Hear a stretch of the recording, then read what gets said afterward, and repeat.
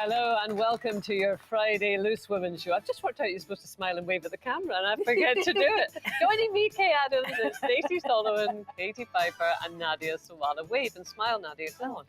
Oh, Well, you're really silly. yeah, okay. So, coming up on the show today, Kelsey Parker, wife of the wanted singer Tom Parker, who died from cancer in March. She's going to be giving her first interview. She'll be paying tribute to her incredible husband. She's very incredible herself, including talking about how she hopes to continue his legacy.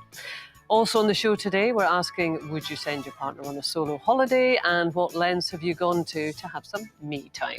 And as new research reveals the top tips for flirting success, find out which one of us is a master flirter, which one of us is an aggressive flirter, and which one of us is a bit of a flirting flop. I don't. Who is that? I don't know, but I have a feeling it's me. It's going to be me. Hey, how are you? I have not seen you. How long have I not seen you for? I feel like I haven't been here for ages. I almost forgot how to walk out. I was like, oh. She came up behind me earlier in the studio and I screamed. That's a nice one. I know. I mean, way to give someone a complex. Well, you are going to like our first little topic today because apparently women put on... No, oh, God, I've made a mistake already. I've made a mistake already. Just wait till I get to the punchline, OK, before you judge me. Because apparently women put on more lockdown pounds than men. That was not pregnant, the link. Kay. That was not the link. But experts say it's because they were still more likely to bear the brunt of childcare and therefore they were stuck indoors looking after the family. So that's why I was thinking of you because, I mean, how many children have you got now, Stacey? I've got a brood. You've got a brood, girl. Oh, we're like the Von Trapps, Kay. That's why I can't come in as often. No, weren't we all locked in, though, looking after the kids? Yeah, I know, but the feeling is that perhaps women were more kind of, tied to the house and men able to go out. I don't know whether this is true or not, but I mean, childcare-wise, what's the divvy in your house? I think I probably have a less conventional setup.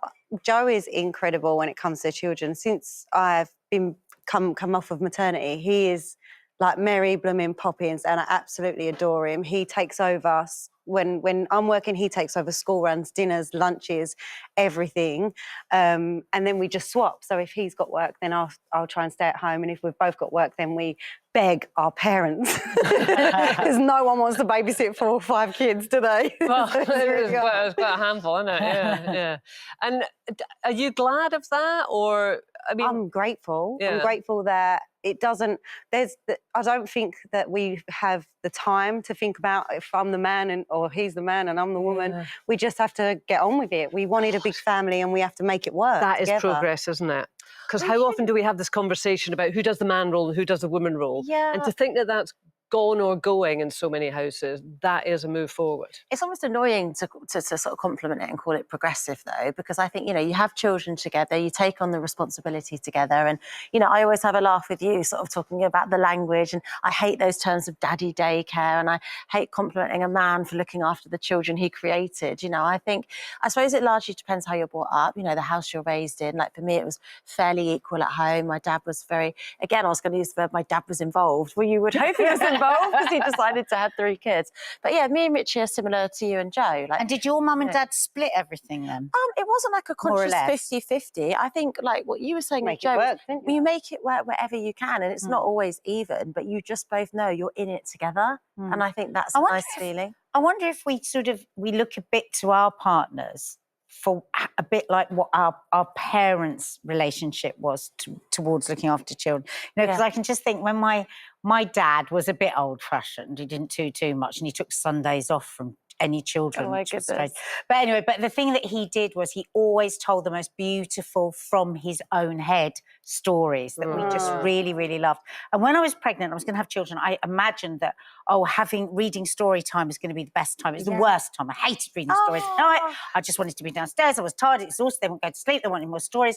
And and Mark was good with reading, but I wanted him to do it all the time. And I wanted him to do it from his head. And I'm just thinking now, I wonder if that was actually reliving the role. It's funny you should say that, because I mean, Ian is actually, and always has been really, really good in terms of, us splitting, well, actually, is he that good? Maybe I shouldn't. It's quite good. But there was one little thing that always irked me. Like my dad always polished our shoes before we went out to school in the morning. I think we're stunning. I think because he did national service. Oh, I love yeah, that. You know, you could see a face in them and everything. And Ian's not kind of Ian wears trainers anyway, tennis coach. So our kids would go out to school with scuffed shoes. And it infuriated me. But instead of cleaning the shoes myself, which I could easily have done, You're just angry that I he thought, didn't. that's Dad's job. You know, Yeah. that's Ian's job. And I really got fed up with him that he didn't do it. And I never had the conversation because I knew how pathetic it would sound. Yeah. But it was kind of lodged there from It's like way you back. say that Joe's amazing, but Oh yeah, I He's still no get good the with up, shelves, Nadia. is I'm he? only human. Yeah, he is actually incredible. But you're right. I definitely think that our parents are, for some of us, if you have good parents, and they're like a role model. And I think of my dad, and my dad is so handy. And when him and my mum split up, you know, if you haven't, that he didn't have all the means accessible to him, so he made sure if he ever needed to change a light bulb or do anything DIY, he'd learn it, he'd do it, and he'd teach us. That's so good. Joe is the polar opposite. If I said to him, change a light bulb, he'd be like, Oh, really? yeah, he's not DIY at all. And I think I do miss that because I almost expect him to be able to do that. But why would he? How would he know Especially that when if you're no one's so good taught at him? Changing a light bulb, though, is quite a low bar. All right, maybe he can do that. we're going to work on that, Joe, the next time we see each other. But he's so good at everything else. He's just Yeah. incredible. He is an incredible dad. Oh, Yeah. my God. How many Joes does it take to change a light bulb? None. Can't do it. Can't do Actually, it. can we just say we saw you in a wedding dress on Instagram? the other No, day? did we?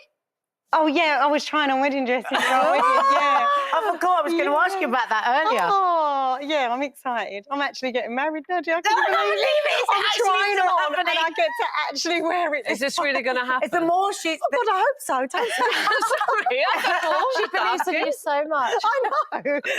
The doubt in your voice. I've seen So your is this dream. the wedding dress? Yeah, well, no, that wasn't it was ones I was trying on, but I have Right. found the one. But she's got more and more dreamy about Joe. Oh, amazing. It's see. incredible. All right. All right. Oh, it's lovely. Well. It's really lovely. Do you fancy sending him on a solo holiday then? Because that's what we're talking about now. Yeah. A woman who says that her husband's midlife crisis resulted in him going on a solo holiday to Italy for 3 weeks, and she was actually all for it. So I don't find this that weird, to be honest. I mean, I'm quite happy if he can go off on a solo. Oh, you don't look that keen, Station. I mean, I'm one of them people who wants to be the cool wife. Who'd be like, sure, have a break, have a holiday with all your friends. But then it'd come to the day and I'd be like, I can't believe you're leaving. I don't feel like we're in a position at the moment with the ages our kids are at and Yeah. the way that our jobs are for us Yeah. to just get up and leave. I think it's too difficult for one person at home for a long period of time. A couple of days maybe, but 3 weeks, I don't think he'd be coming back. So it's not like romantic, you would miss him for 3 weeks. It's just he's not like hands on deck for 3 weeks. I'd be on my own trying to with all the kids. I'd be pulling my hair out. I think I probably appreciate him more, but also hate him at the same time for leaving me. You're trying to cancel out the appreciation because you'll be all so... What about you, Katie? Your kids are about the same stage? Yeah, I mean, I'm with Stacey and I've only got 2. You know, I've got an 8-year-old She's and a got 17. 4-year-old. Is it? Might as well be. I think, you know, when Richie goes to football, which is 2 hours, right, I'm upstairs and I'm colour coordinating my wardrobe, you know, and I love it. And I've got a little podcast on and I'm enjoying my life with the sparkling water. That's how wild it gets with me. Wow. But if he actually went away, I think I'd be a bit resentful because I'd be like, well, you know, it doesn't stop here with the school run and I'm working as well. And I think actually I'd love to be like that, but in 10 years when we've kind of got to the age where the kids are a bit more independent. So would you not and- book a holiday away with girlfriends? I've had work trips. Come on. Been on a few. Well, yeah, but I just think this sense of like midlife crisis and just going away whenever, no responsibility. We don't lead a life that's responsibility free right now. I think So- a couple of days is good for any relationship. If you've got young children and somebody goes off for 3 weeks... Well, what That about needs us a then? lot. We're at a different stage. How would you feel if Mark Oh, says, right, I'm off to the Galapagos for 3 weeks? I would really miss him. I just went away for one night this week and I missed him. I'd really miss him, but I'd be so joyful for him. I genuinely would. Anything that he wants to do, I'm 100% behind him. Would I you really be a wanted to tiny do- bit paranoid that you had a bit in the Galapagos? Never. No, because I think, why there's 3 only weeks? strange animals. in the Penguins. Galapagos. I feel like that's quite a long time, babe. I know it's a low bar again, but I'm really not. I don't get jealous of penguins.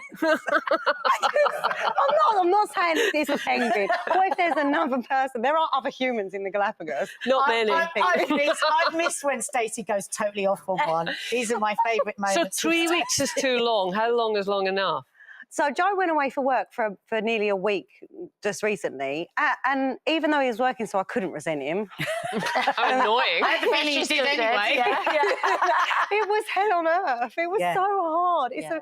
It's really hard. And do you know what? If that was even a week, unless it was like a stag or a holiday, a friend's birthday, I don't know. No, I He's think not going anywhere, is he? He's not Come on, let's going face it. No, she's got a lot on her plate. It's fair enough. Yeah.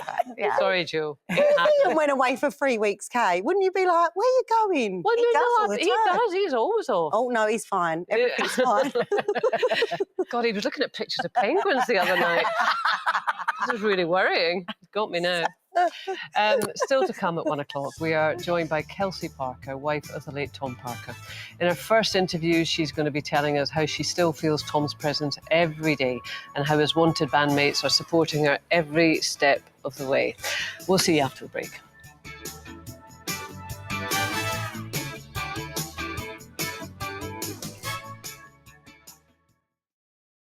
Uptown girl, she's been living in her uptown world. Welcome back. Still to come at 1:15, the boys, Life Boys, Keith Duffy and Brian McFadden. Oh, there they are on the brand new album. We're going to be talking to Brian about becoming a dad for the third time to his miracle daughter, Ruby, who also turns 1 this weekend. Oh, look at that cutie. And boys, in just a few minutes, we're going to be talking about good old-fashioned flirting. Either of you consider yourself good flirts? Well, we don't consider it flirting. We just call it being Irish. Oh, you're right. Flirtatious thing. I don't know what it is. Well, we look forward to seeing you be Irish a wee bit later, okay? It is competition time now, and a huge £80,000 in tax-free cash is up for grabs. Jeff Brazier is in Abu Dhabi with all the details. Hello, I'm at the Abu Dhabi Yas Island, and I'm in a beautiful suite as well. Check this out. Got a swimming pool on the balcony. We're just overlooking the marina, and the F1 track just wraps its way around the hotel. It's absolutely incredible. Where better to tell you about our 80k for May prize giveaway, where you could win £80,000 in tax-free cash. Imagine the experiences and adventures that you and your family could have with that nestling soundly in your bank account. You could do so much, especially here in Abu Dhabi. One person is guaranteed to win the £80,000 in tax-free cash, and we want that person to be you. So pick up the phone, get your entry in, and you could be living the sweet life too. Good luck. For your chance to win, text cash to 86060. Text costs £2 plus one standard network rate message. Go to the website, entries cost £2. Call 09068 786060. Calls cost £2 plus your network access charge. Or post your name and phone number to DY18 PO Box 7558 Derby DE1 0NQ. Entrance must be 18 or over. Lines close on Friday the 20th of May at 3 p.m. Entrance must be contactable on the 27th and 30th of May. Good luck. We are talking flirting tactics now, as a new study has found that apparently women want men to be funny and generous, and men want women to appear sexually available and to laugh at their jokes. Some things never change, do they? This is according to researchers in Norway. You always declare yourself as a flirt, Nadia, funnily enough. Well, no, don't you? people always declare me as a flirt, but I always think I just think that I love people, and I love to find out things about people, and I love to have a good time. So I'm ready for a laugh, and I'm ready for You're anything sexually interesting. available. No, and I'm ready for anything interesting, and I'm quite cuddly. Friendly. That's just friendly, though, but isn't that, it? I think that is the key to being a good flirt. But what is And the it is line attractive. Yes. between friendly and flirty? Yeah, Because if you're you want it to friendly. move from friendly to friendly flirting to I want to have sex with you, you would just look at them for a bit longer. Oh, no. See, I could never get out of the friend zone. I was too friendly. So how do you move from the Probably friend don't laugh enough. Oh, really? See, if I laugh, snot comes out or a spit or something. I think that's sexy. Okay, maybe don't do that. No, yeah, I think like someone who's unassuming is really sexy, but obviously maybe What men do you don't mean think- when you say So- unassuming? when somebody isn't intentionally trying to be a flirt, but is just being like a little nice. bit goofy, More natural. and trips over himself, I think that's really attractive. So what? Somebody's Are you really- yeah, so flirty? somebody that's comfortable with themselves. Because I think that bit where they say that are sexually available, I think they just probably aren't quite sure how How'd to you say if articulate it's- that. I mean- I think it means that they just want somebody to be that's comfortable with them Confidence is and attractive. confident. But see, yeah. you two are interesting in that you're both very friendly and you both are interested in people and you both listen. But I would probably describe you as flirty and you as friendly. And I don't know what the I'll tell you extra what it bit is. What is it? Boobs. What do you think? No, I'm being She's got some. I've got none. No, you know what it's like, Nads. Being a busty girl, doesn't matter what you do, people think you're coming onto them. Really? So I do think, don't you think sometimes that the shape Well, of there's your somebody body... over there on cameras. He's a boob man. He's a boob man. If you're curvy, or not, if you've got like a big shape, like Yeah. I've got massive boobs, so I'm and saying I love nothing. them. Nothing wrong. Massive, small, whatever. But I do think sometimes I remember being a young girl, being a teenager, and even before I was a teenager, but I developed really young, and people automatically thinking that that was a sexual thing, and assuming that I was maybe flirting with someone if I was laughing at them or whatever. But I might have been 10 years old just with boobs, yeah. if that makes sense. So I do think. But I think laughing as well, because people like to feel that they're making other people feel good, so Yeah. they feel like they're entertaining. So I think if you laugh, and maybe you laugh a little bit more than they were funny, then that makes them feel good. They feel at ease in your Yeah, company. exactly. Yeah. Don't mean you're sexually Yeah. available though. No. No, but it means you're open to their personality. But to see, who that's they are. the whole thing, Yeah. isn't it? That it says in this research that men like women to laugh at their jokes. They don't necessarily like to laugh at the Well, women's they better jokes. make good jokes then, eh? I Yeah. would find God, anyone- you're very They better be competitive. funny. Oh, would you laugh at funny someone's one. joke if it wasn't funny? I don't think I would. You Why would. should I? You do Well, that. You laugh at people's jokes even if they're not funny. because I want to be nice. If someone You're flirting. That's why no, you're but that's flirting. You're not friendly. flirting. That's like if someone's telling a joke. Oh, I know what you mean, Nads. If someone's telling a joke, it'd be horrible if even if it weren't funny, everyone just stood there silent. You got to go. Yeah. Yes, No. a bit awkward. Yeah. No, no. doesn't mean I wanna get in bed She's with been them. round the block a few times. She knows what she's doing. No, I'm aggressive. What do you mean? I'm an aggressive flirt. Oh, I find for some reason when I really like someone, I just want to beat them at everything. I don't know why. Well, that's really interesting. So you're subliminally giving them the really clear boundaries of what you are. Yeah. And maybe it's a fear of vulnerability. So how does Joe deal with that then? She tries to beat me. Oh, you're competitive. Yeah, we're with both each very other. competitive. When we first met each other, I've told you the story, haven't I? Of when It's we tickling memory, raced but I can't each other up the stairs. It was on the 5th floor flat, and I was like, I bet I can beat you. This was our first date, and I had wine, which I never drink, do I? So I had wine. We'd drunk some wine. We got to the bottom of his apartment, and he was like, I'm number 5. I said, I bet I can beat you to your apartment before you can in the lift.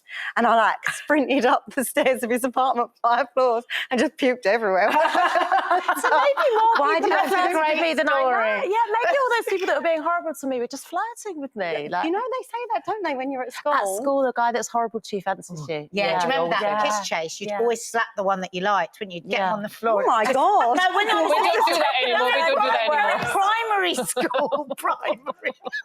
I don't remember that. I I'm would not like to that disassociate myself from that, actually. I never did that. So when you were 7, That's you always what hit the excuse. boys you liked. But the thing is, that doesn't sound, like racing upstairs doesn't sound that sexy to me. Well, puking at the end. you'd be surprised. We're getting married this July. You know? Oh, wow. Won him over, didn't it? It'd be so funny if you're chasing each other up the aisle. Who's gonna Oh get my God, we're at the stage you'll have a heart attack at the top. Coming up. dear. Coming up, we're going to be talking to Kelsey Parker, wife of the wanted singer Tom, who died from cancer in March. Kelsey's going to be telling us how she and their children are adjusting to life without Tom, but how he continues to be a strong presence in their lives. And she's going to be sharing her hopes to continue his legacy. See you after this.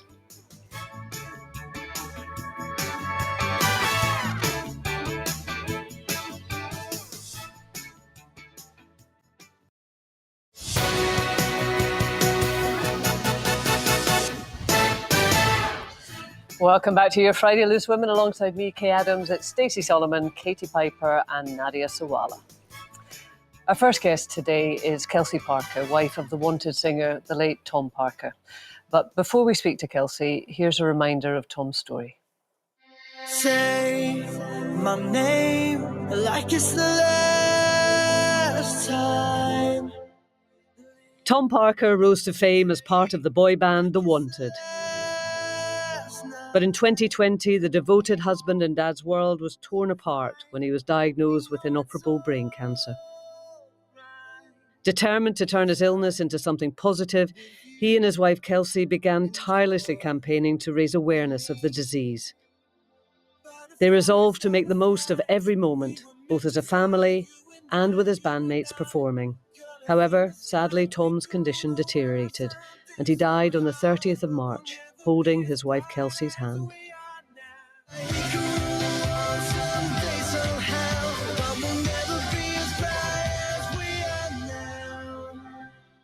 Well, Kelsey's been on the show with us a number of times as we followed their journey, and it is an absolute privilege to have her here again with us today. She wants to celebrate and pay tribute to Tom's incredible life. Kelsey, it really is lovely to have you here with us in the flesh. I mean, I think actually it was Nadia, you, me and Katie were on the panel when we spoke to you and Tom by Zoom the last time. And, you know, you inspired us at that time, and we just want to say we're really sorry. And, you know, everyone is looking at you from the outside. How are you feeling from the inside? Just strong. I feel strong. I'm just getting through each day. Like, I have the kids. I have to wake up each day. I have to get on with it. Like, just trying to be as strong as possible, really, in a really difficult situation and time for us all. Where'd you get your strength from? I don't know. I just think from within, something just, you know, I have to wake up each day and I think, right, come on, you can do it. What would he want me to do? He wouldn't want me to sit around crying, would he? He'd want me to get on with it. And I think it's being a mum as well. You've got other people to 100%. And the kids, obviously, they're not sad. They get up and they are happy and they want to know what's happening. What are we doing today? Are we going to the park? So, are they confused about what's going on? I've been really, really honest. I've taken advice, and well, Bodhi's only 19 months. Obviously, he has no clue. But even the journey with Aurelia was really, really hard, because when Tom went into the hospice, she was really confused. She didn't know, you know, each day I was going to visit Tom in the hospice, like, is Daddy coming home? Is Mummy coming home? And I did say to her he wouldn't be coming home from the hospice. And on the Wednesday when he did actually die, in the morning I was leaving to go to the hospice, and I just said to her, look, I've got to go today because I've just got to make sure that the angels come and take Daddy. He'll be going and the angels are going to collect him. But I need to make sure that Daddy goes to the angels, which is obviously a really, really hard conversation. And then the next day I woke up and I had to tell her that, you know, her dad's dead. This is the advice I got. You need to be honest. I told her, Dad's dead. He's not coming back. So she's still just trying to, like, digest that. Each day she's like, Mum, is Dad at an appointment? I'm like, no, Daddy's... I suppose with him going on tour, she thinks, well, Daddy's always gone away. Daddy's always gone away. Daddy's gone on tour. Daddy's done signings, like album signings. Like, he's gone away a lot. So for her, it's the, like, you know, when she gets with my mum, she'll be like to my mum, so is Daddy actually not coming back? Oh, that must be so hard. It's so hard because it's like the repeating the conversation. But even like today, I've said to her, she's very worried where I am. So if she goes, like, say she goes to the toilet and someone else is taking her, she'll sit in the toilet and she'll say, but where's my mum? Where's my mum? Is my mum coming back? So today I've said, I'm going on TV today and I'm going to go and talk about Daddy, because we all need to talk about Daddy and we need to remember Daddy. Well, let's watch him. Yeah, should we watch? Let's talk about Daddy. Let's talk about Daddy. Yeah. A wonderful guy. I mean, you seem to have the most incredible relationship. Yeah, unbelievable. And the fact that, you know, I met Tom at 19 in a really, like, tough industry, and we've gone through all these years together, and we were soulmates. Like, we actually loved each other so much. He was my best friend. Positive Parkers. Positive Parkers. Do you know what I love the most about how you speak about what you've had to go through is how you talk about the privilege of being with Tom and what an amazing time you had together and how lucky you feel that you even had that time. And it's such a positive, incredible way to live. People go through life and they never meet the one, and they don't meet the love of their life. Like, I found the love of my life at the age of 19 and I've spent all these years with him. Like, how lucky am I that I can actually say that I was in love? Like, I was so in love with him. But what a great mindset to have. Like, just because society, this is how some sections of society deal with grief or bereavement, you are celebrating what you had. And I think that's a really strong mindset and a great thing to teach your children as well. Yeah, and I think it's all about the kids and learning and just celebrating him, and I want to be able to talk about their dad. When you were lucky enough to be with him when he died in the hospice, and actually reading about it, it sounded very beautiful. Actually, It was, and even, like with Tom, it was like even the final moments were magical. That's the sort of person he was. But I found it was really, really tough. Like, one of the days, I just laid in bed in the morning and it just felt like someone had, like, dropped, like, weights on me. And I was thinking, how can I actually get out of bed this morning and actually get to that hospice? And I think on the day that he actually passed, I knew that they'd sedated him and I knew he was going to die that day.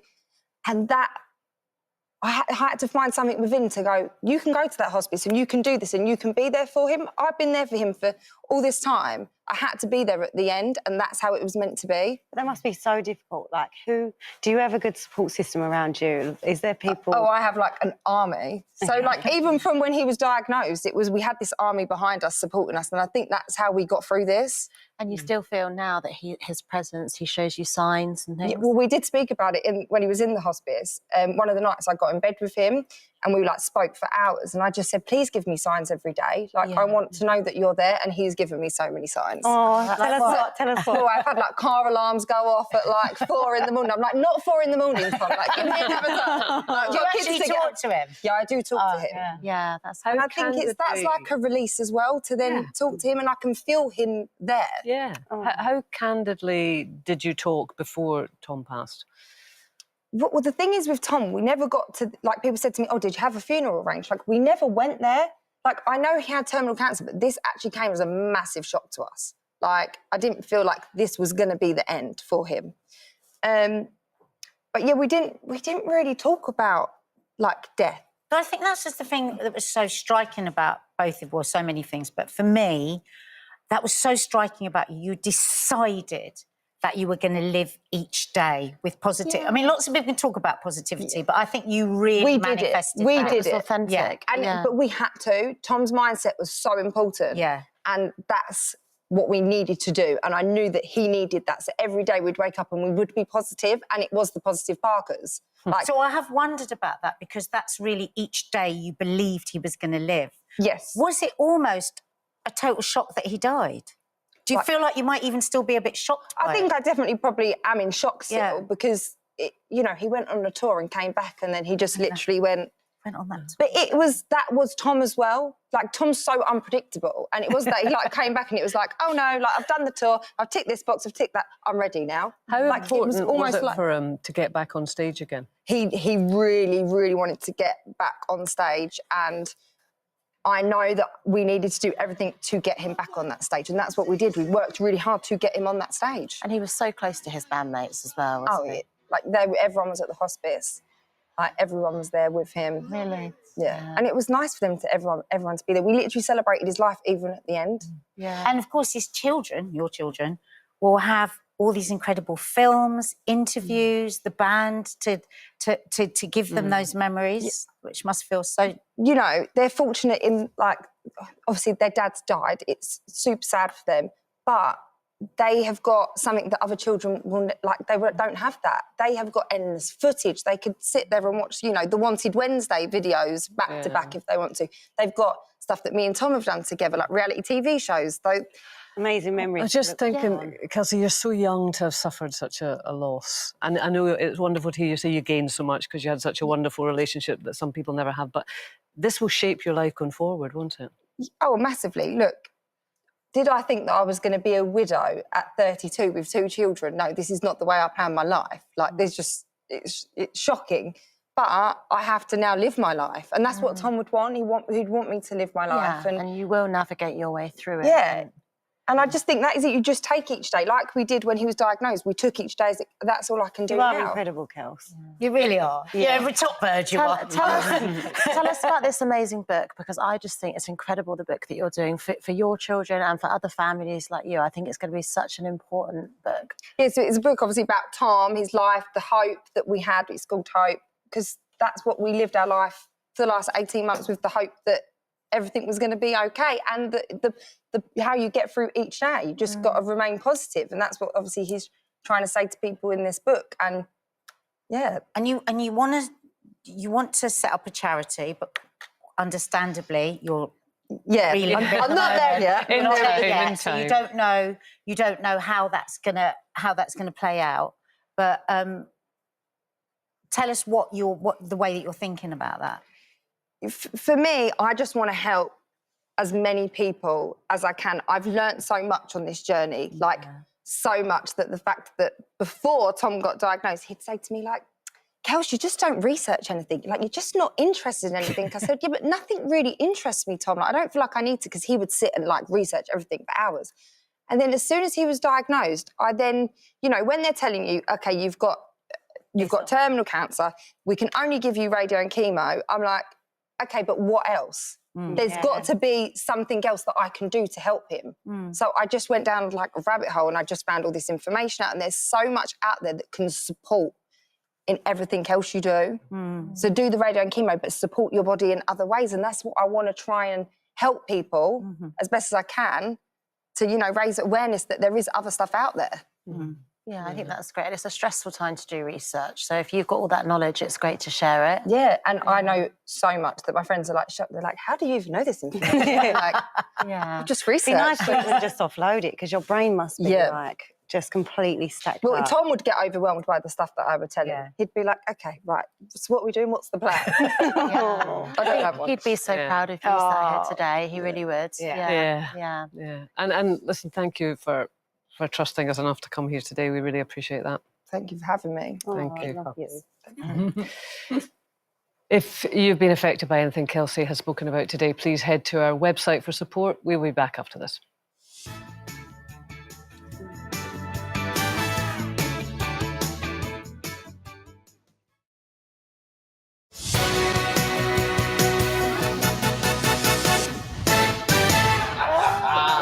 Welcome back to your Friday Loose, women. Predictably and understandably, we've had such a reaction to Kelsey's interview there. So many of you getting in touch with us and wanting to pass on your very, very best wishes to her. Amy says, Kelsey's so strong. She's amazing. I'm sitting here in tears listening to her.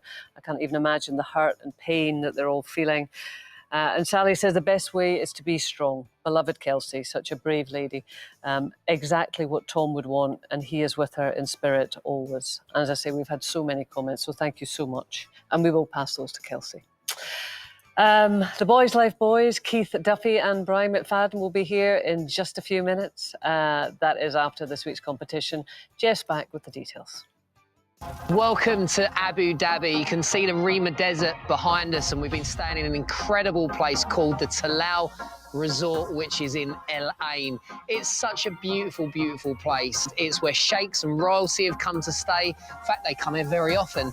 And you could be royally rich with 80k for May. Just imagine what you could do with all of that money.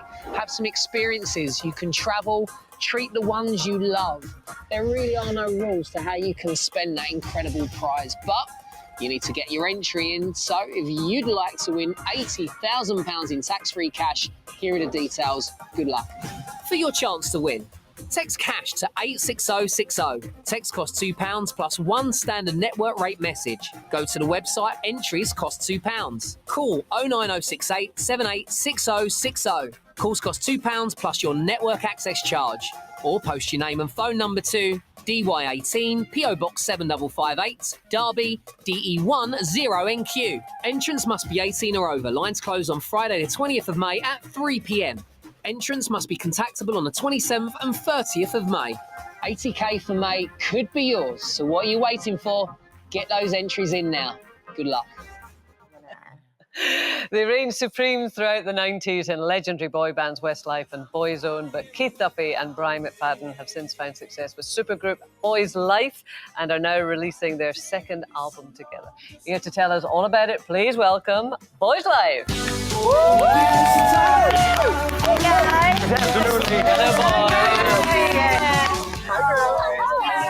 Having them in the studio and a roundabout being naughty this morning. I know. Very nice. You are naughty. I know. I hope you're not going to be all Irish with us and start flirting or I anything. love the way you went with the emerald green because you knew we were on today. Absolutely. That was I am your four-leaf clover. That's what I am. Absolutely. Our little lucky gem. How are you, girls? You all right? Yeah, good. How are you? Good. We're great. Our album's out today. We're excited. Yeah, very Old excited. school. Old school. Yeah. Tell us old about school. it. Well, we wanted to make an album that sounded like an 80s, 90s kind of a theme album. Basically, what we said was we want the songs to sound like they could have been on a movie like The Karate Kid or Top Gun or Three Men and a Baby. all You that. know all those? Yeah, yeah. We didn't say 3 Men and a Baby. I did said we? Three Men and a Baby. Yeah. That's my favourite movie. And Three Men and a Little Lady. I love both of them. They're one of my favourite movies.